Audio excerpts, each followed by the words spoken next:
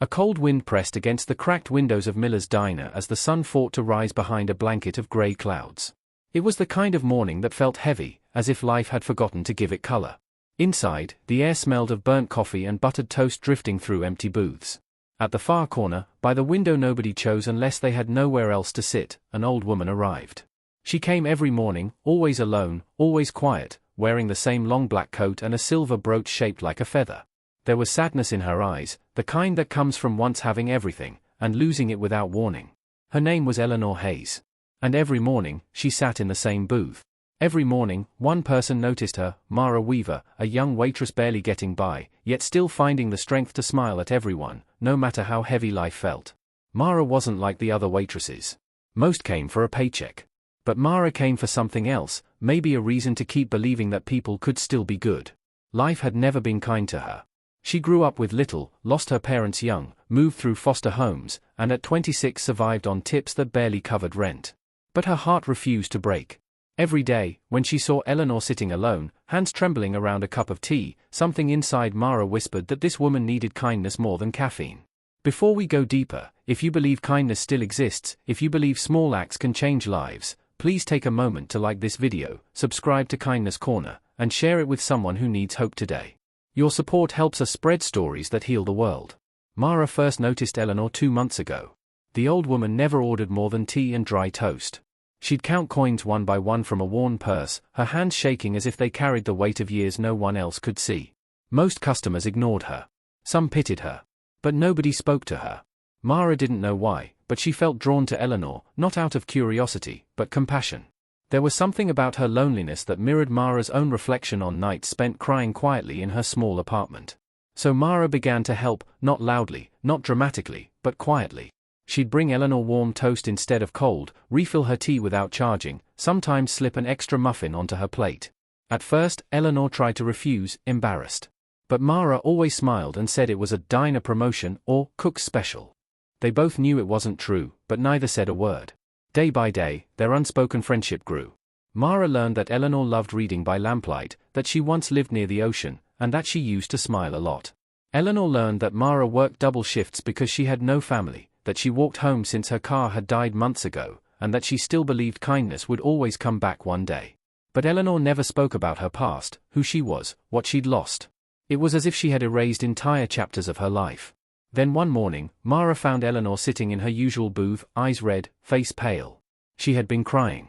When Mara gently asked if she was all right, Eleanor whispered something that broke her heart: she had nowhere to live anymore. Evicted from her apartment, she said she'd be sleeping that night in an old bus station. Mara didn't even think. She reached across the table and held Eleanor's hand. She didn't have extra money, didn't have savings, didn't even have a car. But she couldn't let this woman disappear into the cold. That night after work, Mara walked Eleanor home, not to a bus station, but to her own small apartment. She cleared space, gave Eleanor her bed, and slept on the couch. For the next week, she shared her food, washed Eleanor's clothes, and helped her search for assistance programs. Eleanor often cried softly, asking, "Why are you doing this?" And Mara always replied, "Because no one helped me when I needed it. But I survived because I believed someone would, someday." One morning, a week later, Eleanor didn't come to the diner. The next day, still nothing. By the third day, panic crept into Mara's chest. She rushed home after her shift, only to find Eleanor gone. Her bed was neatly made, the room empty, except for a small note on the pillow. It read, "Thank you for giving me back hope, Eleanor." No address. No explanation. Nothing. Mara stared at the note, a heavy ache swelling inside. Eleanor had vanished as suddenly as she'd appeared. She called hospitals, shelters, but no one had seen her. Weeks passed. Then a month. One quiet Tuesday morning, everything changed.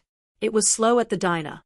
Mara was wiping tables when a convoy of black SUVs pulled up outside. 4 men in suits stepped out, bodyguards. The diner fell silent. Behind them came 2 lawyers in tailored coats. They scanned the room, searching for someone. "Who are they looking for?" a cook whispered. "Trouble," someone muttered. Then one lawyer stepped forward. "Is there a Mara Weaver here?" Mara froze. Every eye turned to her. "Yes," she said cautiously. "Miss Weaver," the man replied, "we've been instructed to bring you with us." Her heart pounded. "Why? What happened?" "You'll understand shortly," he said softly. "Please come with us." Fear twisted inside her, but something, a quiet pull of fate, made her follow. The SUV door closed behind her, and soon they were driving through the wealthiest part of town, past gated estates, marble fountains, and manicured lawns. They stopped in front of a massive mansion hidden behind tall trees. A bodyguard opened the door as if she were royalty. Inside, soft piano music filled the air. The lawyers led her through grand halls into a sunlit room overlooking a snow-covered garden. And there, sitting gracefully at the center, was Eleanor Hayes, dressed in lavender, her hair neatly styled, her eyes bright and alive. Mara gasped. "Hello, dear," Eleanor said gently, smiling. Mara stumbled forward, overwhelmed, confused, emotional. Eleanor explained everything. She was not a poor widow. She was the heir to Hayes International, one of the country's largest private investment firms. A woman of immense wealth, who had lost her husband and only son in a tragic accident 2 years earlier. Grief had consumed her. She'd vanished from her company, her mansion, her world, wanting to know if kindness still truly existed, or if money had only ever bought her imitation compassion. So she walked away from everything. And that's when she met Mara, someone who didn't know who she was, didn't want anything from her, and gave everything she could when she had almost nothing. Eleanor reached out, taking Mara's hands, just as Mara had once held hers. Then she said words that changed Mara's life forever. "I don't need a maid. I don't need a nurse. I need a heart I can trust. I want you by my side, Mara, not as an employee, but as family. If you accept, everything I have will one day be yours. Not because of blood, but because of love. You reminded me why life is still worth living." Mara stood frozen, tears spilling down her cheeks. For years, she had felt utterly alone. But in that moment, she realized something beautiful. You never know who you're meant to meet, whose life you might change, or who might change yours. They embraced, two souls who had found each other in a universe of loneliness. If this story touched your heart, please like this video and subscribe to Kindness Corner. Share it with someone who still believes kindness matters. Your support keeps stories of hope alive. Before we end, tell us in the comments, what do you think is the most powerful act of kindness a human being can give? Because sometimes, all it takes is one act of compassion to turn a stranger into family, loneliness into love, and to remind us that no one is ever truly forgotten.